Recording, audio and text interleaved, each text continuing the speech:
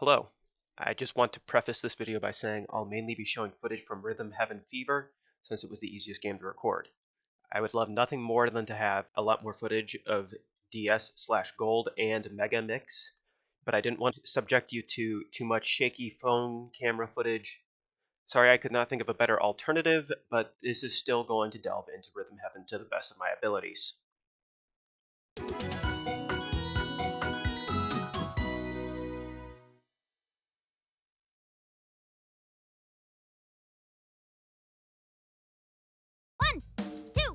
One, two, 3, 4.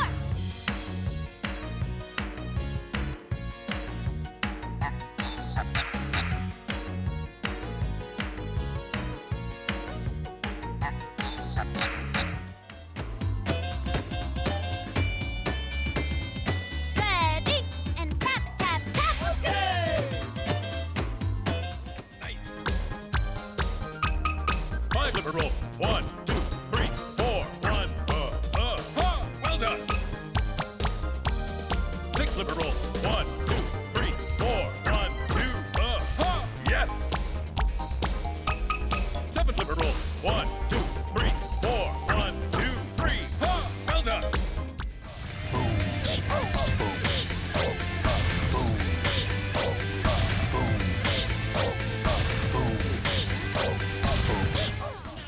I can go back to my days of innocence. Pow! Back, there is no return. Pow!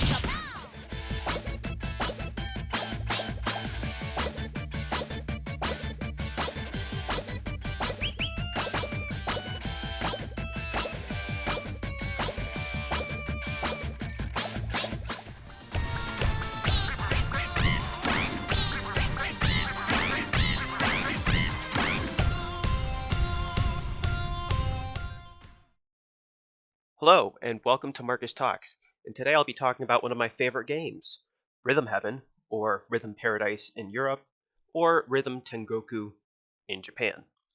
And as the title of this video has said, I believe it brings this wholly unique feeling of unbridled, unabashed, unkillable joy when played.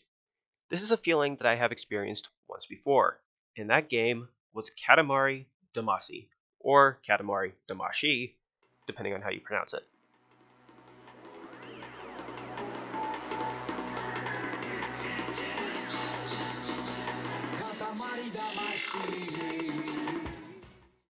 Another Japanese game that is near incapable of being fully localized for non-Japanese audiences. It's a feeling I cannot find the proper words to describe, and I doubt my video will truly do them justice. To fully discuss this game, I need to talk about the man behind it, Mitsuo Terada, or better known by his stage name, Sunku, or Sunku male, or boy, depending on which version you've heard of. It's very confusing. Famous Japanese singer, songwriter, actor, and much more. He could be known as the musical version of Masahiro Sakurai. He could be, I'm not going to call him that. And just real quick here, we'll be discussing his contributions to the Rhythm Heaven series. Not only was he the producer, and had his own record label work on it, a good majority of the songs he did some work arranging, composing, or lyrical work that went into creating them the way that they are now. And boy, oh boy, are they good. Even the weakest tracks in all of these games are some of the best songs I've heard in gaming, and I mean that very sincerely. Now sadly, he did have laryngeal cancer and ended up having his vocal cords removed. This was shortly after the last game, Rhythm Heaven Megamix, was released. But fortunately, he has voiced interest in making more games in the future, and he is still active in the music industry. And now back to the game, and we'll start with the music. The genres can vary from game to game, and they all fit. You can go from some pop to classical to rock to J-pop, and even all the way to ska. Every track fits no matter the setting or genre. Let's look at that ska example. In Munchie Monk Circus. It is set in a circus, obviously, after the events of the original Munchie Monk.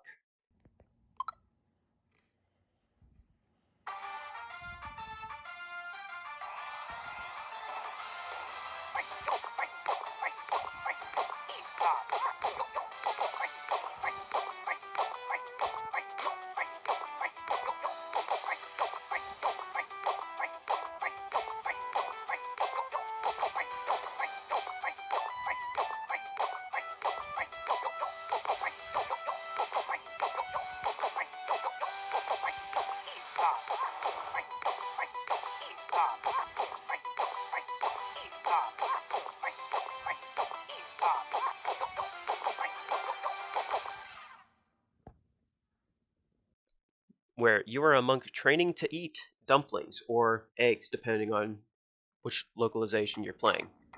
Then you go to the circus with elephants playing the trumpets, tubas, and other brass instruments, aided by mice, all to the backdrop of ska.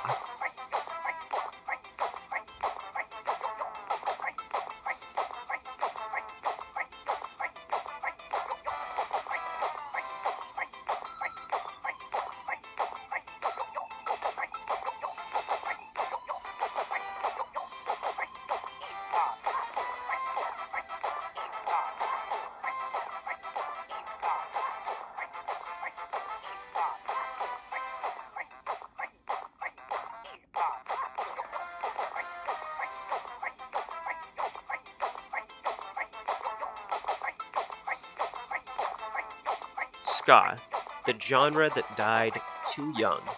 And when you play Munchie Monk Circus, this amazing feeling of indescribable joy comes over you. The visuals, the story, the music all culminate into this perfect combination that just, to quote the Emperor's New Groove, when the sun hits that ridge just right, these hills sing, Pacha.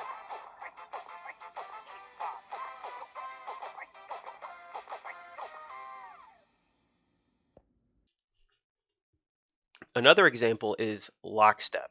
You play as something called a step switcher, and you must switch between the on and off beat to a fast-paced, upbeat pop-esque song. And randomly, just out of nowhere, Bach shows up. This is one of the hardest games to learn in the series, but once you master switching to the on and off beat, every time I've gone and replayed it, the indescribable feeling comes over me. And I have played this one singular game so many times now. I don't even know how I'm supposed to talk about the feelings I'm talking about, but the best I can do is talk about my history with the series. I saw a video of someone playing Megamix on YouTube, the most recent game in the series, and all I could think was, how can I play this game? Years later, I finally remember this experience I had and got a new 3DS to get it. And in my hunt to find a physical copy, I found that it didn't get a physical release in North America. So I just downloaded it from the eShop. So download it now while you can, all my North American brethren. The next couple of weeks were some of the best in gaming I can remember. And after a few months, I perfected all the games, whether by skill or by chance, and nearly completed everything. I spent a decent time just replaying it, and even though the story is purely for fun, and most of the games are just from the older games, and when I say games, I am mostly referring to rhythm games, so please bear with me.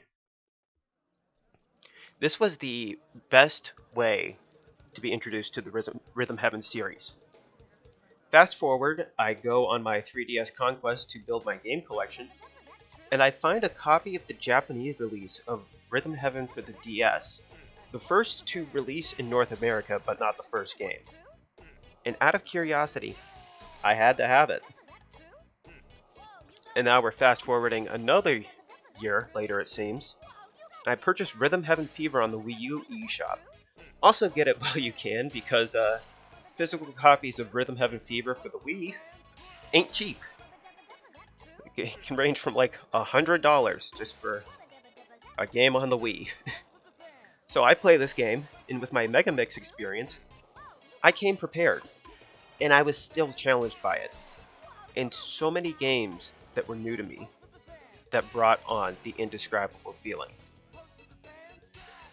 And then after all of this, I finally, on a car ride, play through all of Rhythm Heaven for the DS. And somehow this is probably the best way to play all the games because they got easier as they went on. So, DS is the hardest game, at least that was released in North America. And then the same thing with this game happened as what happened with Fever. That indescribable feeling. All of this to say, these games are amazing, and I really wanted to talk about them in some way. I mean, this channel's name is Marcus Talks. Time to finally do that second part of the name. And now let's actually take somewhat of an in-depth look at each game. And to do this, we'll be checking in the first rhythm game from all three of these crazy, weird, amazing games. First, we have Hole in One, the best example that I can use to showcase all of this. We open on a monkey, a golf instructing monkey. This little guy will teach us how to play golf, along with his friend Mandrill. He's a mandrill, by the way. From the art style to the writing, this is giving us everything we need to understand about the game. Then once all the training is done, it's finally time to start. And right out of the gates, it hits us so hard with the song. This tune is perfect for what is happening. It's not just the visuals, or the sounds, or the music. All on their own, they're perfectly fine. But when they all come together to form Hole in One, as you start to hit the golf balls, as you start landing the mandrill shots, the indescribable feeling starts coming on, bolstering you to continue even further into this journey of music. And once it's over, you move on to see 49 more amazing rhythm games, all waiting for you to start.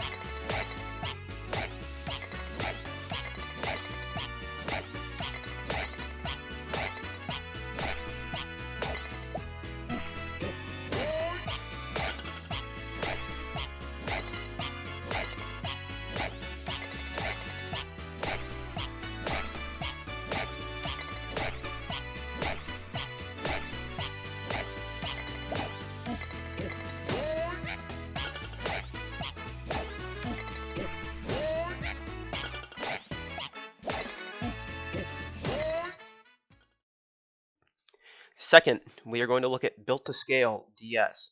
There are multiple versions of Built to Scale, but this is the DS one. It's such a simple yet effective starting game. Perfectly showcases DS's odd control scheme of tapping, holding, and flicking. It slowly builds up as you're building these widgets. They all have the same timing, just at different speeds. You always have to wait for that 5 count. And finally, it all culminates into one of the best, well, I'll let you see for yourself.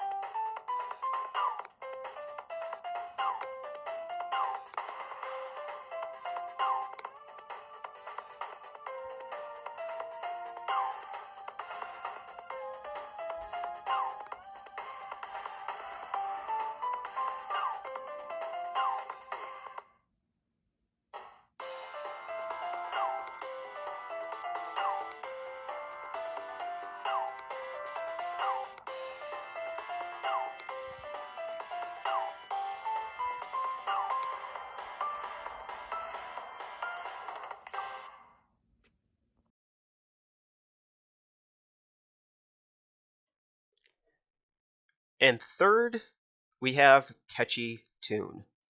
While not technically the first game you play in Megamix, it is the first new game in Megamix, and I will treat it as the first game just out of convenience's sake. This game essentially functions as teaching the player how to use both regular buttons, like the last game had, and sort of to agree DS, even though it was a touchscreen, but also using the D-pad, something that hasn't been used for any of these games since the original on Game Boy Advanced, which was only released in Japan, so good way to start it off. Also, I'd just love to say, this one was really fun to film. No, no, not really. But but it was still a good time getting a perfect with only one hand. This song for the game is perfect, upbeat, and somehow matches Fruit bouncing downstairs to be caught by super kids so they can be squeezed for juice. Now, here's some stuff I am legally obligated to talk about. Some of the staples of the series: the endless games, the perfect challenge, and the remixes. I'll start with the endless games. These are all very, very fun and are just a simple go as long as you possibly can. They can range from simple metronome style games of keeping a count to Simon Says style games where you need to repeat the proper rhythm to just like other rhythm games but endless, even though the Simon Says ones are the other rhythm games sometimes. Uh, Now, please enjoy this crappy footage of Munchy Monk Endless from Rhythm Heaven Fever.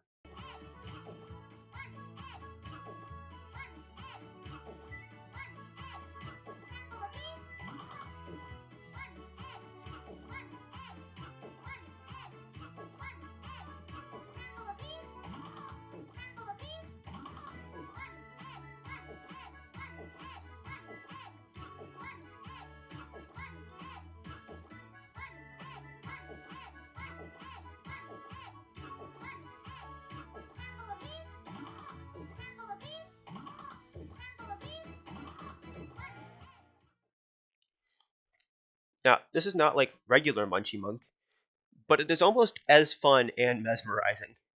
You launch eggs and peas into a chorus kid's mouth on a train.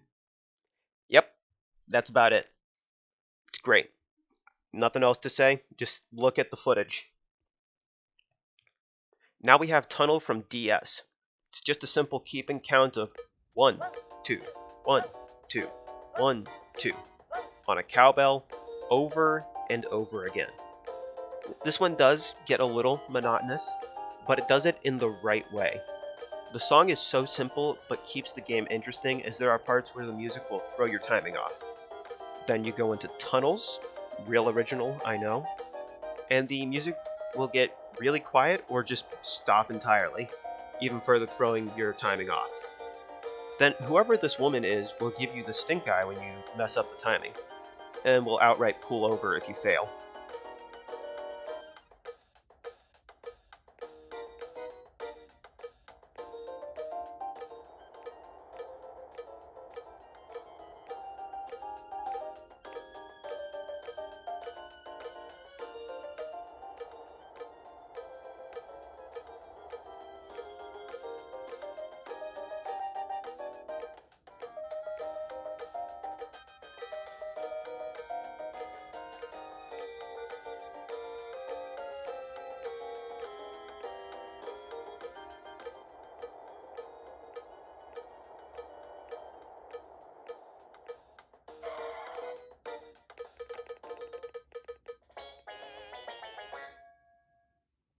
And lastly, we have Sick Beats, which is a great name in my opinion, where you play as a scientist or doctor flicking tiny forks into little circular viruses to protect some poor defenseless microbes.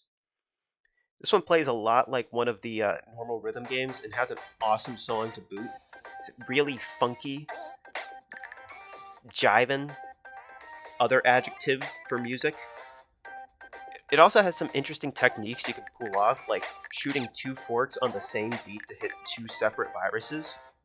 And slowly over time, the patterns will change, speed up, and add new viruses to take out. One of the best patterns in this game is when you're nearing the point where the song loops, and a virus will skip some of the pipes, only giving you one chance to hit it.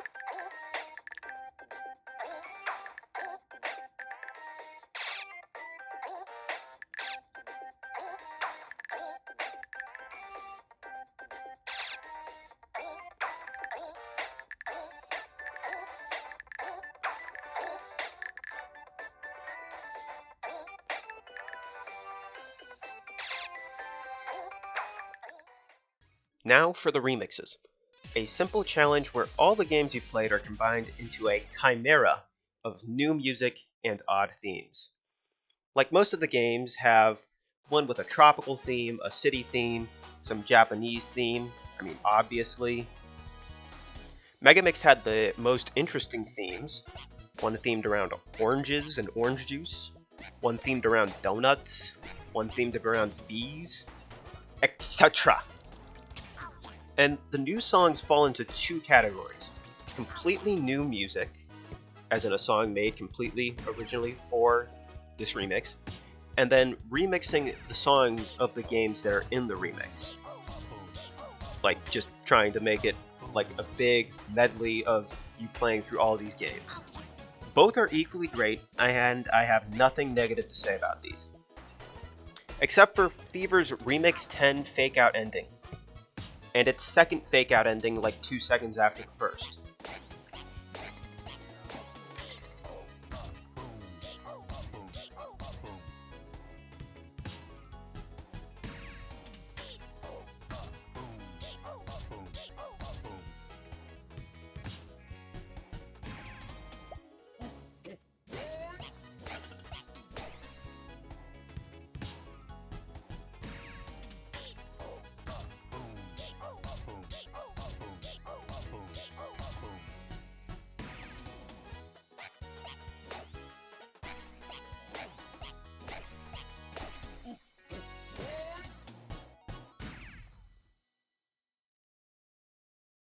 Now let's see. Am I forgetting anything? Wait. No. Please. Have mercy! Crazy into you. Crazy into you, Into you. into you. Faux show. Show Into you. into you. Faux show. Show. I guess this was inevitable. Time to talk about it. The perfect challenge. Once you reach a certain point in the games, some of the rhythm games will have a limited time perfect challenge, where you get 3 chances to play it without missing anything in it. You mess up one input, better try again. These aren't that bad, but you really learn which games you're bad at when you do these. Like Ninja Bodyguard and Lockstep, before I got good. And lastly, Love Rap! This one rhythm game has some of the most confusing timing ever, and not only is there one, there is a Love Rap 2! And the second verse is nearly the same as the first, only worse. I don't hate the music in either of them. In fact, Love Rap 2 has such a great hip-hop song, but getting a perfect on it, it's so hard. And when a game takes like 7 to 10 seconds before it actually starts, it gets really annoying to start it over and over. Love Rap 2 takes about 11 seconds before the game fully starts, so you mess it up 6 times, that's a full minute wasted just restarting. But on the bright side, when you're able to complete a perfect challenge, you get a reward. Typically a little short story based off the game you just played, or the music from said game. Megamix did something a bit different and just gave a standardized reward in the form of a currency called flow balls. These games measure your flow in terms of rhythm, and these were made a currency in the form of a ball. And these could be used to buy the previously listed rewards, but now at least you can choose which ones you want. So that's a plus, I guess. Megamix also allows you to collect these flow balls by completing the challenge train, a 1 to 4 player challenge run to complete remixed rhythm games with only 3 chances. The changes can range from tempo up, to complete with only 1 to 3 lives, to get a certain score, and even possibly a mixture of some of these. There are 3 difficulties, and oh boy, do they get hard. In the hardest difficulty selection they have, one is called Lockstep Lockdown, where you must complete Lockstep 4 times in a row with only 3 lives, and each round the tempo goes up until it's near impossible to make it through. So, I can't think of what else to say about any of this. I think I've talked about as much as I can talk about. So I guess I'll recap some of the stuff. Almost all the games are perfect. Then there's Love Rap, but hey, we can't all be winners. Oh yeah, there's also some really forgetful games that were introduced in Megamix that are just like DS and Fever. Nearly all the games were amazing, with a few duds. Again, I want to complain about Love Rap. DS also had a few games that feel nearly impossible, like Rockers 2, Rhythm Rally 2, or Cosmic Rhythm Rally as it was named in Megamix. And because I am legally obligated to mention this one, Moai Doo-Wop 1 and 2. And when I say these are impossible, that doesn't mean the music is bad or they're not fun to play, but when you go to get a perfect on them, these are the hardest ones I can think of. In summary, these games are like having liquid joy injected into your veins. They're like old school Disney and Nintendo had a baby. I'm not sure about that one actually. Maybe not old school Disney. Who cares? They're the only thing I want in a rhythm game anymore. Yep, I said it. Eat a Guitar Hero. Get out of the way, Rock Band. You are dead to me from here on. Alright, all these games get 9 out of 10 scores. I don't really care. I wasn't going to score them, but oh well. You know what, actually? Never mind. They get 10s across the board. All 3 of them. Okay, bye.